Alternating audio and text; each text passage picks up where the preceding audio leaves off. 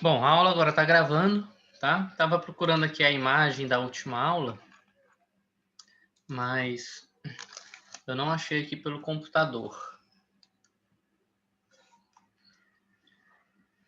Deixa eu abrir ele aqui pelo... Não achei no WhatsApp. Deixa eu abrir aqui no computador, para vocês não ficarem perdidos.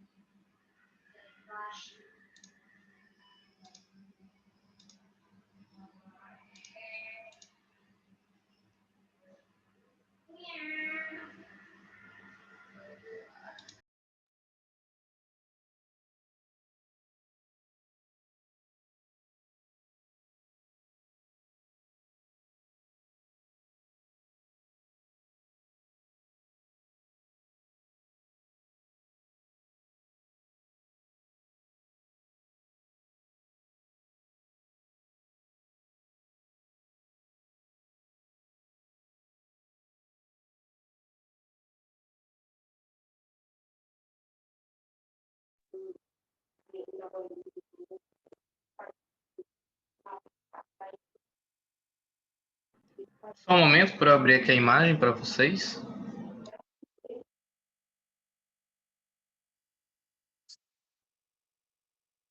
Eu acho que se ele tivesse ficado lá na casa. Lá... Não, ele lá no Maranhão não. Tô falando que se ele ficasse dormindo lá na casa dela, com ela. Seria menos mal.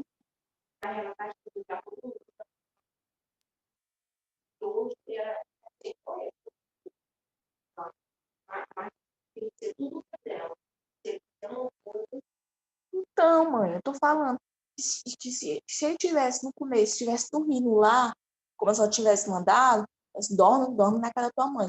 Dorme na casa da tua mãe. Se ele estivesse dormindo lá, eu acho que a menina tava muito mais melhor.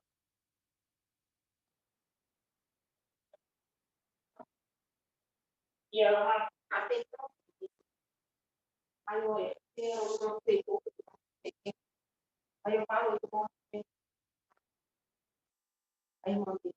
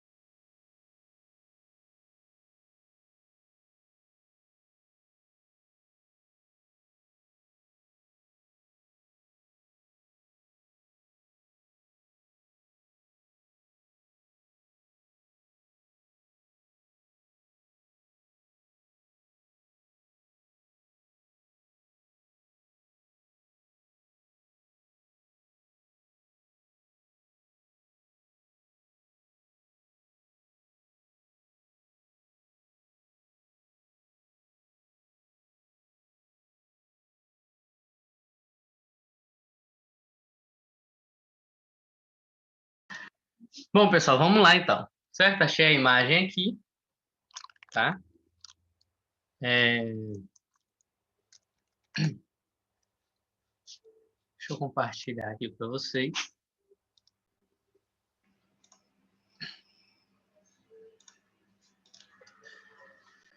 Então, vocês estão vendo agora a imagem de uma pirâmide do Egito em um negócio cheio de quadrado e traço vermelho, né? Então, essa aí foi a imagem da aula, da nossa última aula, tá? A aula que eu falei que só tinha praticamente 3 pessoas. Eu creio eu que mandei ela no grupo, tá? Eu não achei aí no WhatsApp, mas eu acho que eu mandei para vocês. Se eu não tiver mandado, me avisem que eu envio lá no grupo de novo.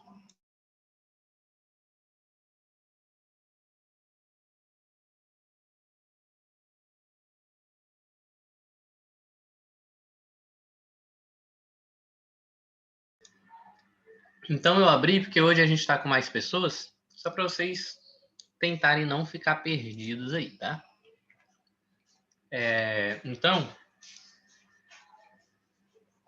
se eu falar pausando, gente, é que eu tô falando e comendo suco com biscoito aqui, viu? Ao mesmo tempo.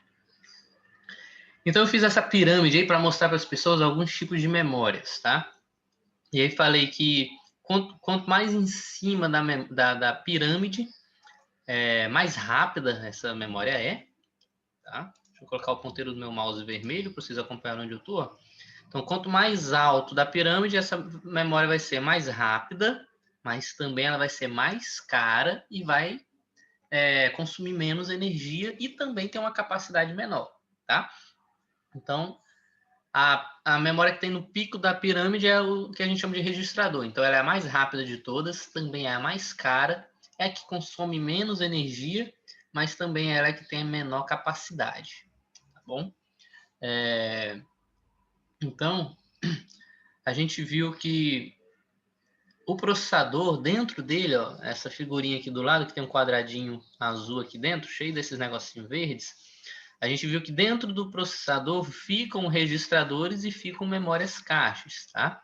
Os processadores mais atuais todos são assim, tá? Dentro deles tem registradores e memórias caches. Alguns outros processadores vai ter registrador e a cache pode ficar perto deles aqui por fora, sem ser dentro da peça do processador, tá? Mas vamos falar dos processadores mais atuais, onde todos eles têm registradores e cache dentro deles. Os registradores e as caches, todas elas são memórias, tá? São memórias diferentes, né? Como a gente pode ver aqui na pirâmide, ó, tá? Mas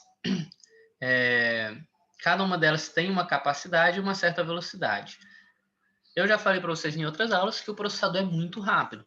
Então, por ele ser muito rápido, nenhuma dessas memórias aqui está na mesma velocidade do processador, a não ser o registrador, tá? A diferença de velocidade de um registrador para o núcleo do processador é uma diferença muito pouca, tá? Teve um tempo na evolução dos processadores, tá?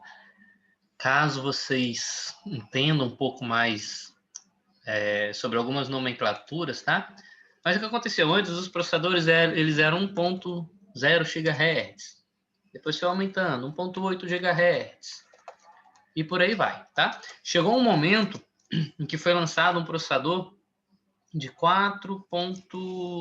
Não lembro, tá? 4.5 GHz. Tá? O que é esses gigahertz? Esses gigahertz é a velocidade do processador. Tá? Gigahertz quer dizer a velocidade que aquele processador consegue passar energia. Tá? A energia está muito agitada. Tá? Se vocês já tiverem estudado em algum momento, em alguma disciplina sobre a energia, como é que a energia passa pelos fios e tudo mais, a energia, elas são várias ondas e elas vão agitadas. Tá? Por isso que quando um fio é muito longo, a energia vai chegar mais fraca no fim desse fio, ou quando esse fio é muito fino, tá? Às vezes você pode ver isso muito em interior. Às vezes a casa no interior, dentro da casa, a luz pode estar com uma certa força. Mas às vezes o interior vai iluminar debaixo das árvores, né? E puxa um fio para uma árvore muito longe. Às vezes a luz que está debaixo dessa árvore já é um pouco mais fraca. Por quê? Porque o fio foi muito grande ou o fio é muito fino. E como a energia é algo muito agitado, para ela correr, para ela conseguir passar de um lado para o outro, ela se agita muito para poder ser rápida, né? Quando o fio é muito longo, ela vai perdendo essa agitação e ela vai ficando mais fraca. Tá? Então, quando a gente fala de um processador de 4.5 GHz, é que ele é um processador muito rápido. Mas o que acontece? O processador ele tinha 4.5 GHz, ele era rapidíssimo, mas não tinha nada, nenhuma memória que pudesse acompanhar a velocidade dele. Ou seja, o processador era muito rápido, mas isso não adiantava de nada, tá? Porque a gente viu que o processador ele conversa com a memória. Então imagina aí um processador de 4.5 GHz, mas vamos supor que na época a memória mais rápida era de, sei lá, 1.5 GHz.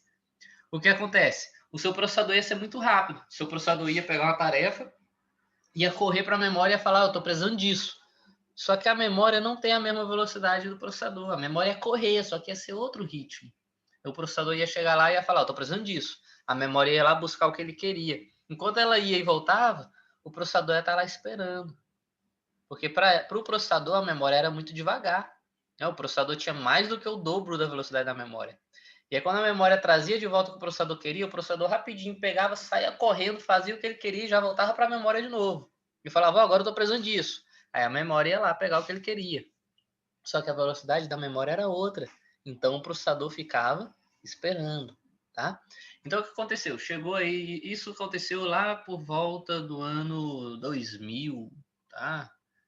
Não, 2000, um pouco, 2005, né? Nessa faixa aí, tá? 2004, 2005. Os processadores atingiram a velocidade alta, mas essa velocidade é desperdiçada. Porque o processador, para ele processar as coisas, ele está o tempo todo se comunicando com a memória, tá? Então aqui eu tenho essa representação do processador aqui, e esse monte de quadradinho aqui foi uma representação da memória que a gente fez na última aula. Então, todo momento o processador está se comunicando com a memória para pegar o que ele precisa, tá? Porque nem tudo vai estar aqui no registrador e na cache. E mesmo que esteja no registrador e na cache, as velocidades do registrador e da cache, mesmo ele estando dentro do processador, é uma velocidade diferente, tá? A velocidade do núcleo do processador é diferente das memórias que vêm grudadas no processador, tá? Então, o que aconteceu?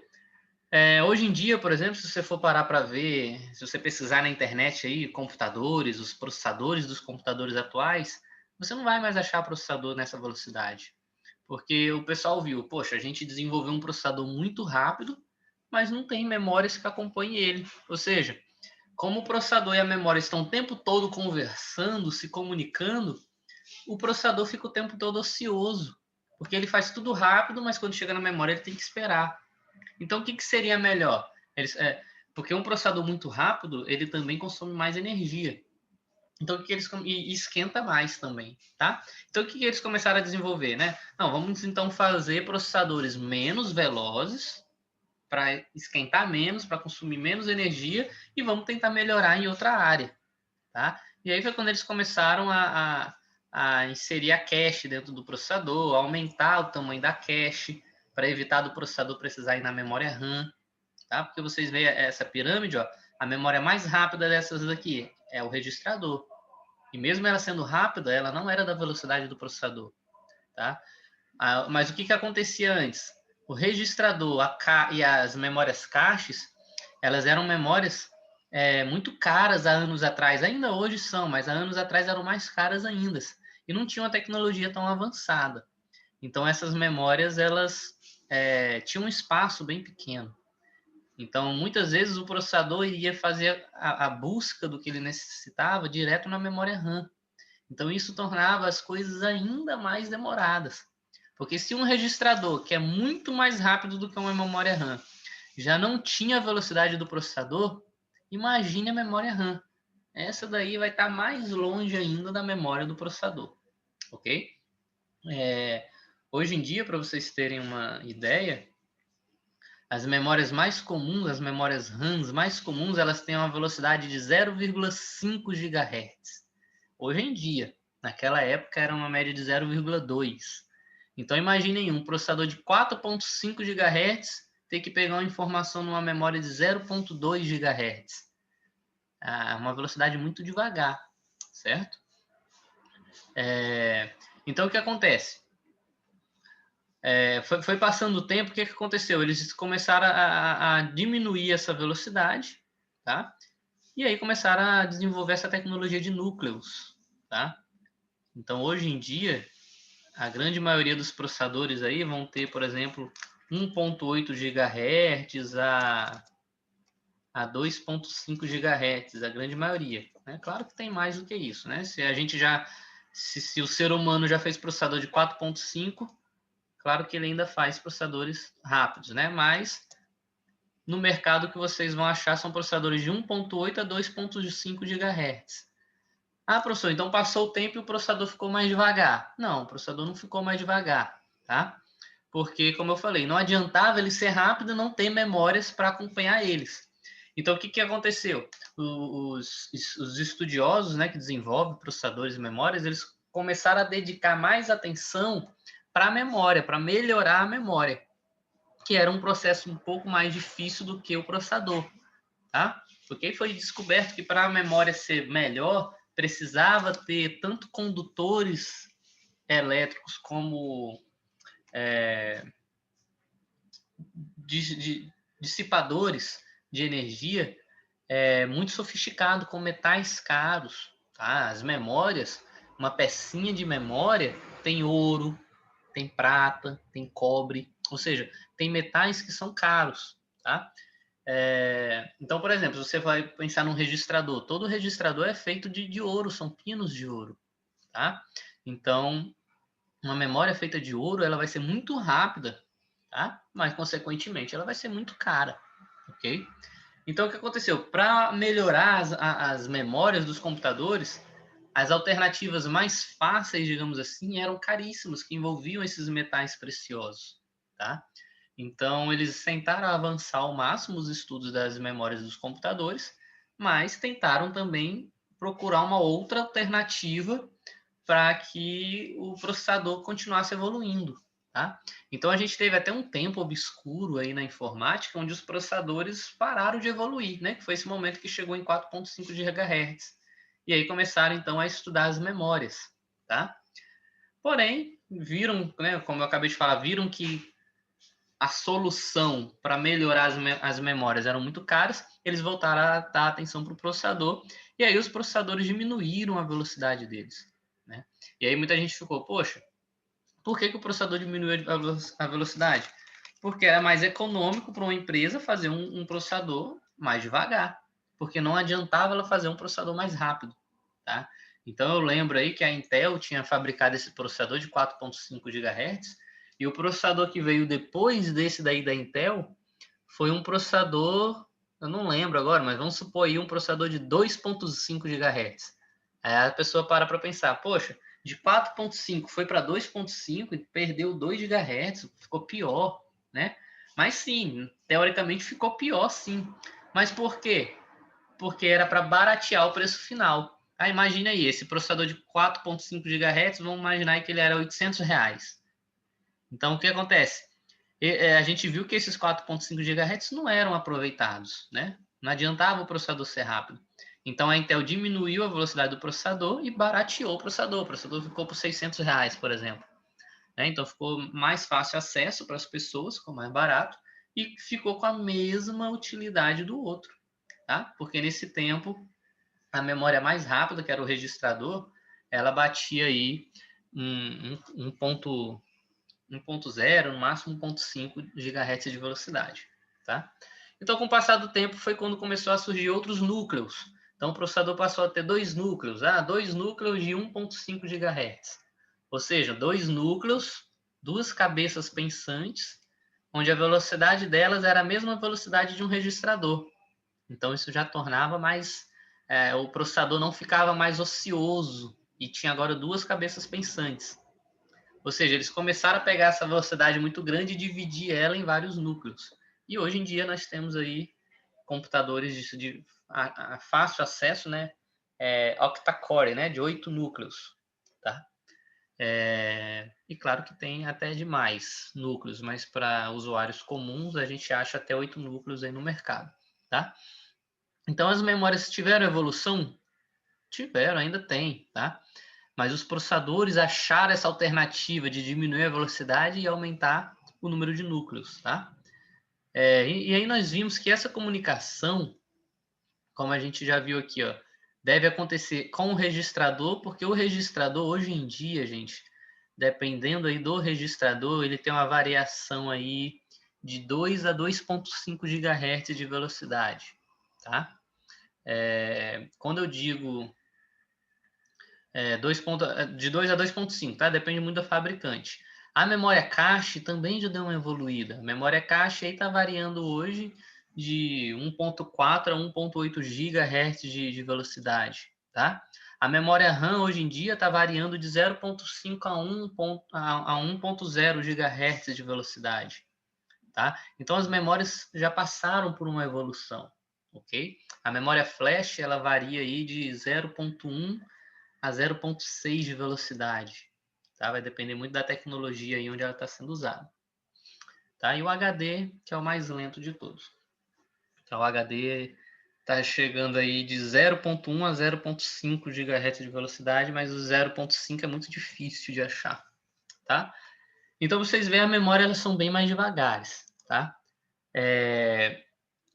E aí, tudo que o processador vai fazer, ele precisa de uma memória, tá? O processador, ele é só uma máquina que trabalha, tá? Imagina aí uma construção. O processador é aquelas máquinas que está construindo, tá? Mas para aquela máquina construir, ela precisa de coisas que alimente elas, tá? Precisa que jogue cimento nela, precisa que jogue terra nela, precisa que jogue água nela. Então, esse cimento, essa terra, essa água são os dados, as informações que as memórias precisam guardar. Então, o processador vai estar lá trabalhando e toda hora ele vai precisar de algo. Então, ele vai falar, memória me dá isso, memória me dá isso, memória me dá isso, memória me dá isso. E a memória tem que estar o tempo todo dando o que o processador está pedindo, tá? E aí, nós vimos na última aula que quando o processador solicita algo para a memória, o processador, ele manda essas solicitações através dessa partezinha aqui do processador chamada de MMU, tá? Que é a unidade de gerenciamento da memória. Em inglês é Memory Management Unit, tá? Memory de memória, Manager de gerenciamento e Unit de unidade. Tá? Unidade de gerenciamento de memória. Então, assim que o processador precisa de algo, essa parte do processador que é chamada o C, que é a unidade de controle, vai lá para a MMU e avisa, ó, eu preciso de tal coisa. Então, a MMU, ela vai mandar um sinal com um endereço físico e o mesmo sinal também com um endereço lógico. Então, quando o processador quer algo da memória, o processador vai achar isso através de um endereço físico e um endereço lógico, tá? O endereço físico vai ser um pulso eletromagnético que vai passar pela parte física do computador, né, que são os barramentos, tá? Eu coloquei aqui embaixo, ó, barramentos, que são as linhas vermelhas. Existem vários barramentos, todas as pecinhas conectadas na placa-mãe do computador, elas se comunicam através desses barramentos, tá? Então, para o processador poder solicitar algo da memória, vai mandar pelo barramento através do endereço físico. O que ele quer chegou na memória, lá dentro da memória, a gente já viu em várias aulas, eu expliquei na última também, que existem vários, como se fossem vários quadradinhos dentro da memória, várias gavetas, vários espaços. E aí, para o gerenciador de memória, né, que tem também um bichinho lá que gerencia a memória, para esse gerenciador da memória saber em qual campo, né, que a gente chama de célula ou cluster.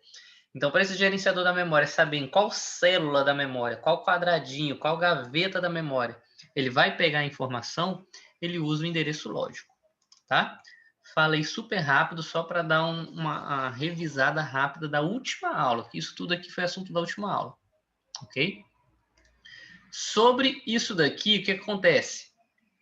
Tá? Deixa eu agora ir lá para a tela branca. Sobre tudo isso daí que eu falei, professor, você falou rápido, eu fiquei mais perdido do que orientado. Cara, é da última aula, por isso que eu falei rápido. Então, tem o link dessa aula lá no grupo. Qualquer coisa, abre essa aula aí lá pelo link para você assistir ela no dia que eu dei essa aula, que eu expliquei bem mais devagarzinho, bem mais detalhado, fazendo todo aquele desenho lá, tá? Então, o que acontece? A gente já viu que, tá? Isso aqui também é revisão, que é sempre bom eu estar falando essas coisas que eu já falei. A gente já viu que nós temos o quê? Um HD, que é onde nós guardamos os aplicativos, as fotos, os arquivos, etc. Certo? Quando nós abrimos um arquivo do HD, cliquei lá, vamos dar o exemplo aí do seu celular, tá? Você clicou no símbolo do WhatsApp, no ícone aí do WhatsApp.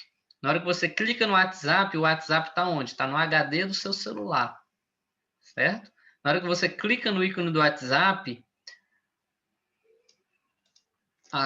o conteúdo, a quantidade de tarefas necessárias é carregado na memória RAM. Ou seja, para o seu WhatsApp abrir, ele vai ter uma quantidade de conteúdo específica que ele precisa executar para que ele abra aí na tela do seu celular. Então, esses arquivos, né, essas que a gente chama de tarefas, esses processos necessários são carregados na RAM. E, claro, na hora que isso acontece, o sistema operacional já vai avisar o processador, ó, Acabaram de pedir, acabaram de dar uma dedada lá no WhatsApp. Estão pedindo para abrir o WhatsApp e já está tudo carregado na memória RAM. O que o processador vai fazer? O processador vai acessar a memória RAM. Certo? Deixa eu fazer aqui, ó. O que o processador vai fazer? O processador vai acessar a memória RAM. Tá? CPU, né? É a sigla do processador. O processador vai acessar a memória RAM para pegar os principais processos que ele precisa para começar a execução e já vai dar ordens para a memória RAM. Então, por exemplo, para ele começar a executar o WhatsApp, ele vai precisar de vários processos. Esses processos estão carregados na memória RAM. Ele já vai pegar uma parte desses processos, né? Que ele não consegue pegar tudo de uma vez, porque existe uma quantidade de arquivo que consegue passar por esses barramentos. Então, ele vai pegar uma parte e já vai começar a processar. E na hora que ele pega essa parte, ele já fala para a memória RAM, olha, eu quero que você envie tal conteúdo para a memória cache e tal conteúdo para os registradores, porque fica mais rápido de eu pegar esses conteúdos no registrador e na memória cache.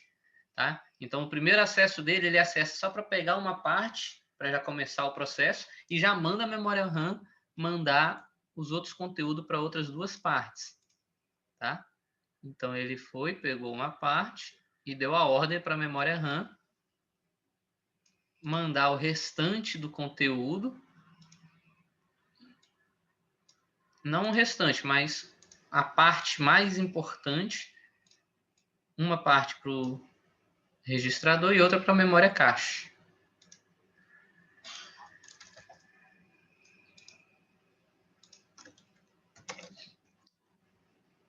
E a parte menos importante fica na memória RAM, certo? A memória RAM continua guardando a parte, digamos que menos provável do processador processar. Porque o processador não pode carregar tudo no registrador e nem tudo na cache, porque elas são memórias pequenas, cabe poucas coisas. E o seu processador não vai estar processando só o WhatsApp. Lembra que você usa várias coisas ao mesmo tempo. WhatsApp, Instagram, o Android, o navegador. Então, tudo isso está ocupando registrador, está ocupando cache, está ocupando RAM, certo? E aí essa comunicação ocorre também, ó, o registrador manda coisas para o processador, quando o processador solicita, assim também como o processador solicita coisas do registrador. A cache manda coisas para o processador, assim como o processador manda coisas para a cache. E a cache e o registrador também se comunicam. Às vezes a cache vai carregar algo no registrador, que o processador peça, assim como também pode ter alguma coisa que está no registrador, que o processador não vai mais precisar de urgente, e ele pode enviar para a cache, para liberar espaço no registrador, certo? Então, a comunicação acontece dessa forma, tá? O processador ele não vai acessar o HD, certo? Se tiver alguma coisa que o processador precise que não esteja na memória RAM, o processador vai falar para a memória RAM, pega lá no HD. Aí é a memória RAM que vai solicitar isso para o HD. Certo? Então, via de regra aí, uma explicação bem básica, vai ser dessa forma que vai acontecer a comunicação.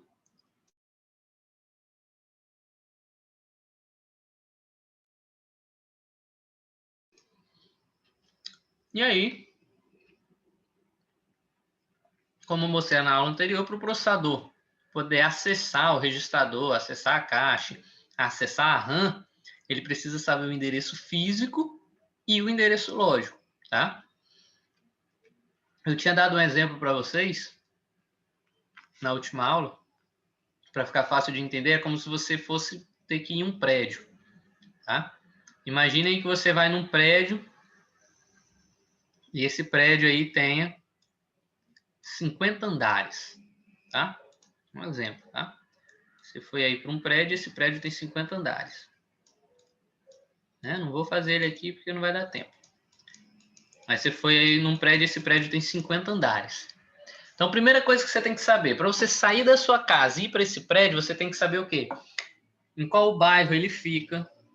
Tá? Vamos supor que seja um prédio aqui da nossa cidade, tá? Então, você tem que saber em qual bairro fica esse prédio, qual é a rua, qual é o número. São pelo menos essas 3 informações. O que vai ser isso? O bairro, a rua e o número vai ser o endereço físico do prédio. Então, você seguindo a orientação, o bairro, a rua, um ponto de referência e o número, você vai conseguir chegar no prédio. Então, isso é como se fosse o endereço físico, tá? Imagine aí, a CPU quer falar com a RAM. Então, eu vou passar o bairro, a rua, um ponto de referência e o número da RAM. Então, a CPU vai conseguir chegar lá na memória RAM. Agora que você chegou na memória RAM, ou seja, na hora que você chegou no prédio, você tem que saber qual é a sala que você vai. Porque se você não souber qual é a sala que você vai ter que sair aí andando em todos os andares desse prédio. Imagina aí que esse prédio que tem 50 andares, vamos supor que ele tenha 30 salas em cada andar. Se você não souber qual é que você quer, você vai ter que ir lá no primeiro andar, vai ter que entrar em todas as salas do primeiro andar, depois em todas as salas do segundo, do terceiro, do quarto, do quinto, até você achar a sala que você quer. Agora, se você já souber qual é a sala que você quer, você vai ter o seu endereço lógico. Ou seja, no momento que você chegou no prédio, no momento que você chegou na memória, você vai ter agora o endereço lógico, ou seja, o endereço interno, tá? Daquele dispositivo, daquela memória. Então, você chegou no prédio, aí você vai ter o endereço. O local que eu quero está no 17º andar, sala 15. Aí você já vai direto para o 17º andar, para a sala 15 e já está no lugar que você quer. Assim também o CPU acessa a memória RAM e o registrador e a caixa, tá? Qualquer memória, através do endereço lógico. Todas essas memórias têm vários espaços, várias células. Para saber qual é a célula certinha que o processador precisa, é através do endereço lógico, tá? Bom, para que o processador acessa a memória? Okay? Por que o processador acessa a memória? Então, o processador ele vai acessar a memória querendo 2 coisas.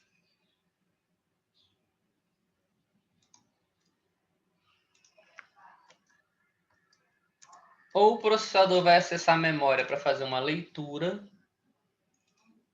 ou o processador vai acessar a memória para fazer uma escrita. Tá?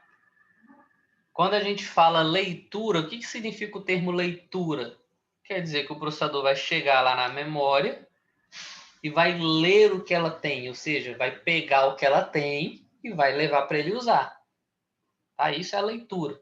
Eu quero ler, eu quero ter, eu quero ver o que a memória tem.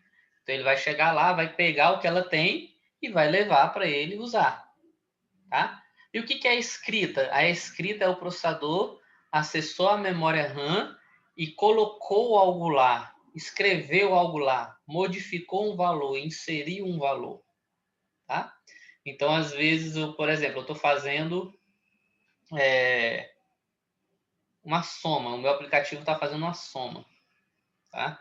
Vamos supor aí que o meu aplicativo guarde a idade de uma pessoa. Tá? Um aplicativo, para ficar fácil vocês entenderem, vamos supor que vocês têm um cadastro na clínica médica. Lá no cadastro da clínica médica você tem 15 anos. Tá? Só que vamos supor que agora é seu aniversário. O que vai acontecer? O processador vai saber que é o seu aniversário, né? Através, por exemplo, da sua data de nascimento e a data atual. Ele vai lá na memória RAM e vai ver, opa, ele tem aqui 15 anos.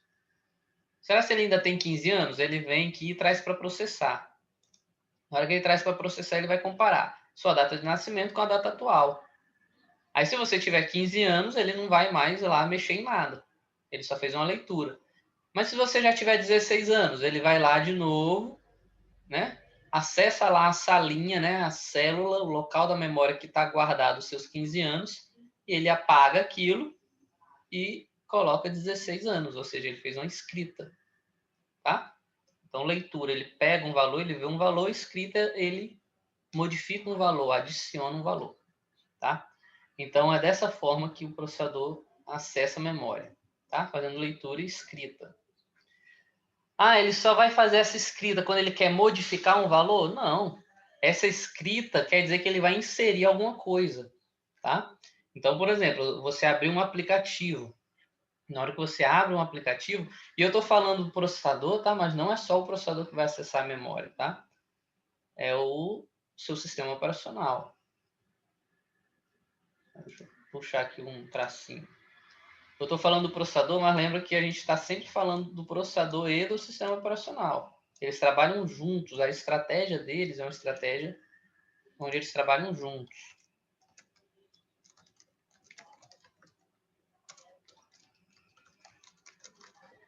Por exemplo, quando você abriu o WhatsApp, no momento que você abriu o WhatsApp aqui no seu HD, ó, você clicou para abrir, tá? Quem fez os arquivos necessários foram carregados na memória RAM, não foi o processador que pegou isso na memória e jogou para a memória RAM. Aí foi uma solicitação do sistema operacional. O sistema operacional que fez essa solicitação para enviar as coisas para a memória RAM. Tá? Então, o seu sistema operacional ele também acessa as memórias, tanto para fazer leitura, como também para fazer escrita, tá? Juntamente com o processador. Então, por exemplo, na hora que você abriu o WhatsApp, o que aconteceu? Vamos supor aqui que a sua memória RAM estivesse livre, tá? Coisa que não acontece, mas vamos supor que ela estivesse livre, não tinha nada dentro dela. No momento que você abriu o WhatsApp, algumas partes dessa memória foram ocupadas com o WhatsApp, ou seja, foi feita uma escrita, tá? Foi adicionado conteúdo que precisa ser processado lá naqueles espaços vazios, ok? Quando a gente fala de adicionar algo na memória, né? O meu sistema operacional acessou minha memória e colocou algo lá. O meu processador acessou minha memória e colocou algo lá. Esse termo colocar algo, a gente chama isso de alocação. Alocação de memória.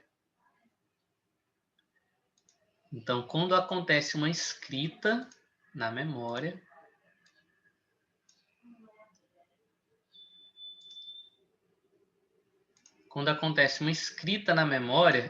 isso daí a gente chama de alocação de memória. Tá? A alocação, creio que vocês conhecem esse termo, vem de alocar. Alocar é posicionar, é colocar, preencher.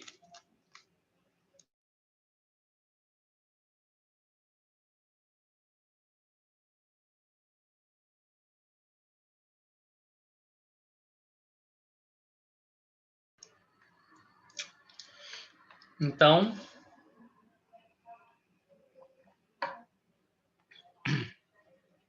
quando eu faço uma escrita, eu faço uma alocação de memória. Tá? Quando a gente fala de alocação de memória, existem duas principais alocações, tá? Que é a alocação estática e a alocação dinâmica. Tá? E existe também uma alocação chamada alocação local. Mas as mais importantes é a alocação estática e a alocação dinâmica. Então, quando acontece uma alocação na memória, ou seja, quando o sistema operacional ou o processador joga algo na memória, insere algo lá, esta alocação, esta escrita, este acesso pode ser feito de forma dinâmica,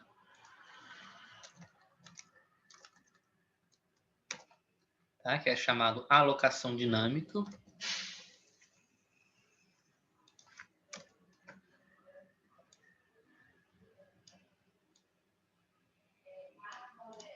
Esta alocação pode ser de forma estática e esta alocação pode ser uma alocação chamada de local.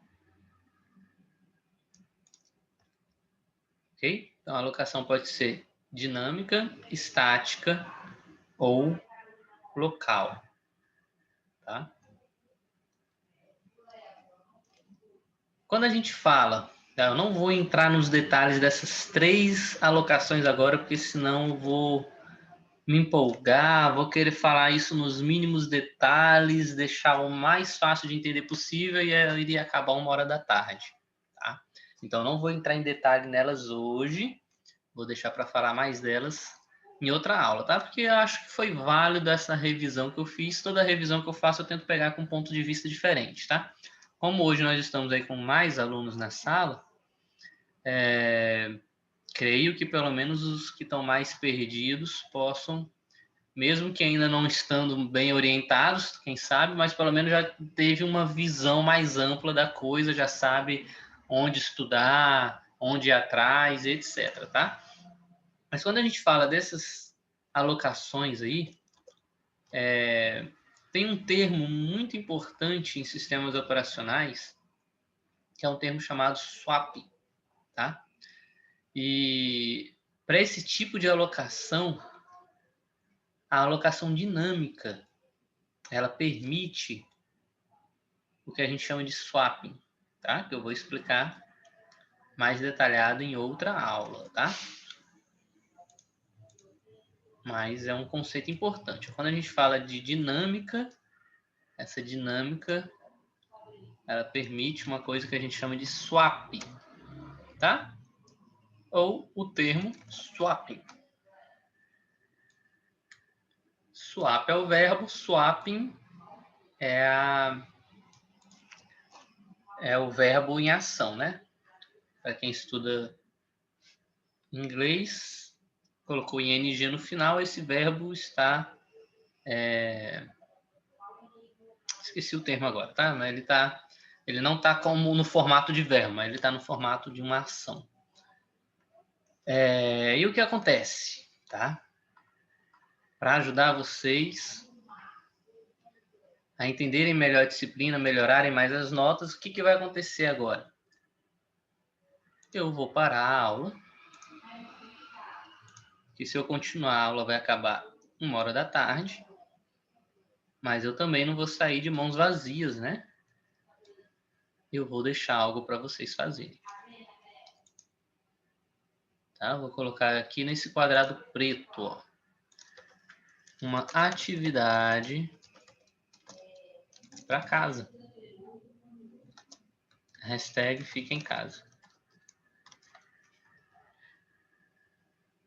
Tá, então o que eu vou querer que vocês façam aí, tá? Coisa simples.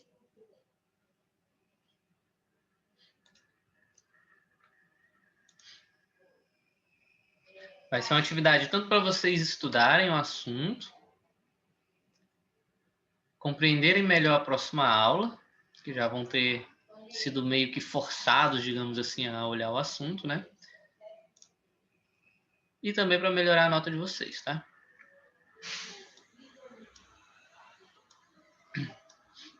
Então, o que eu vou querer de vocês aí para a próxima aula? Eu vou querer que vocês façam um texto manuscrito. Todo mundo sabe o que é manuscrito, né? Professor, o que é manuscrito? Escrito à mão, mas não é a mão no teclado, não. Não é a mão com o dedinho no celular, não. É a mão segurando o lápis e a caneta no papel, tá? Então, faça um texto manuscrito. Professor, por que você quer um texto manuscrito? Porque quando eu peço para fazer um resumo, o que é um resumo? É você ler algo e escrever o que você entendeu, né? O pessoal copia. Sai até com um link das coisas, sai até com a marcação do código HTML das páginas. O pessoal não está nem aí, né? E, infelizmente, eu tenho que comer uns pontinhos porque a pessoa só copia. Então, eu coloco para fazer manuscrito. Se a pessoa não quer fazer direito, quer ficar copiando, pelo menos vai copiar na mão e não só dando Ctrl+C e Ctrl+V. Tá? Então, faça um texto manuscrito de, no mínimo, uma página ou... Só um momentinho.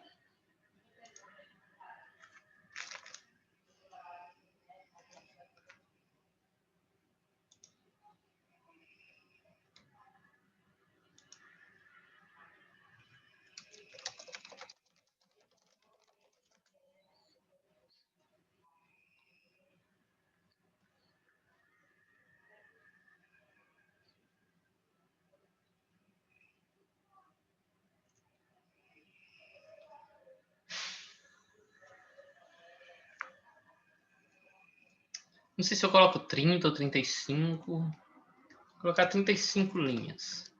Tá? Para o pessoal que gosta de escrever grandão, né? Então, vocês vão fazer um texto manuscrito de no mínimo uma página ou 35 linhas.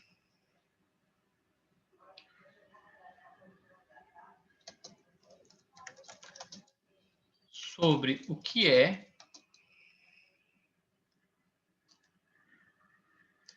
colocar o conceito. Sobre o conceito e demais detalhes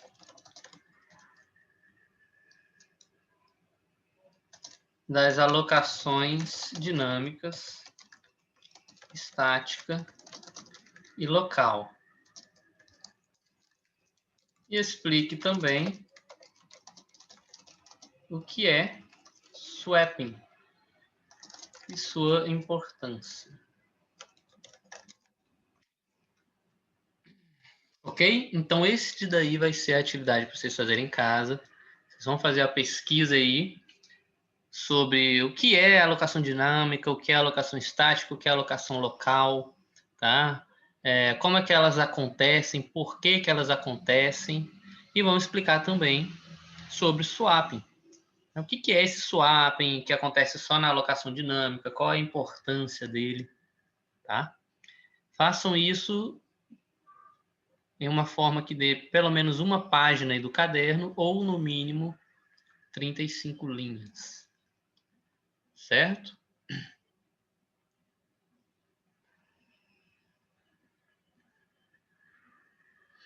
Beleza? Keilane, sim, Keilane, tá tudo ok, viu? Já atribuí lá seu ponto lá. Tá? Professor, qual é a entrega? Próxima aula. Professor, já é sexta-feira 13, professor, dia das bruxas, Black Friday.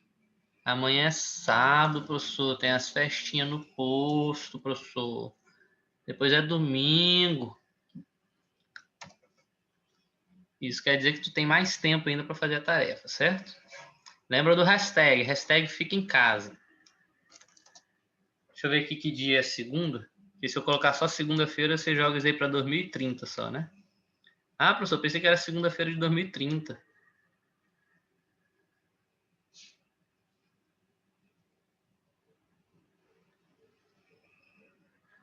Segunda-feira, dia 17. Não, dia 16. 16 do 11. Deixa eu colocar o ano, né? Senão vocês falam, professor, pensei que era 16 do 11 de 2031.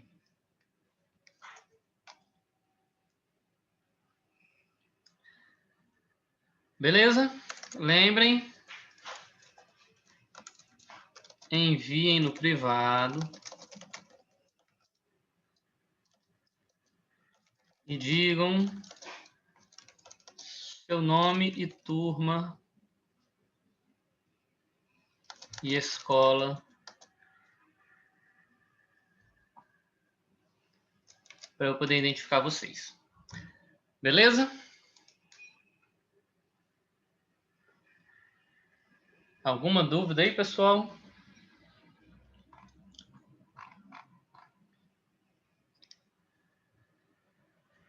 Então, espero que o conteúdo de hoje tenha somado, né? Eu ia falar sobre alocação dinâmica, estática e local toda hoje, mas como eu decidi fazer essa revisão, acabou pegando nosso tempo, tá? E é bom que vocês dão uma estudadinha a mais aí.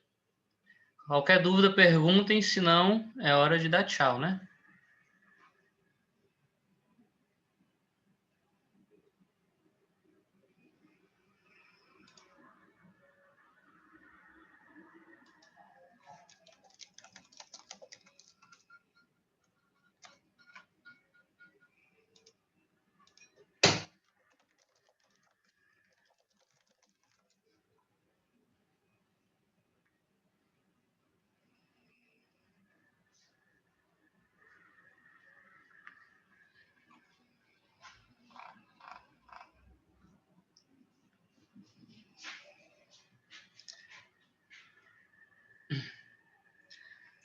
Pois falou, pessoal. Boa tarde aí, bom almoço aí para vocês. Tchau, tchau.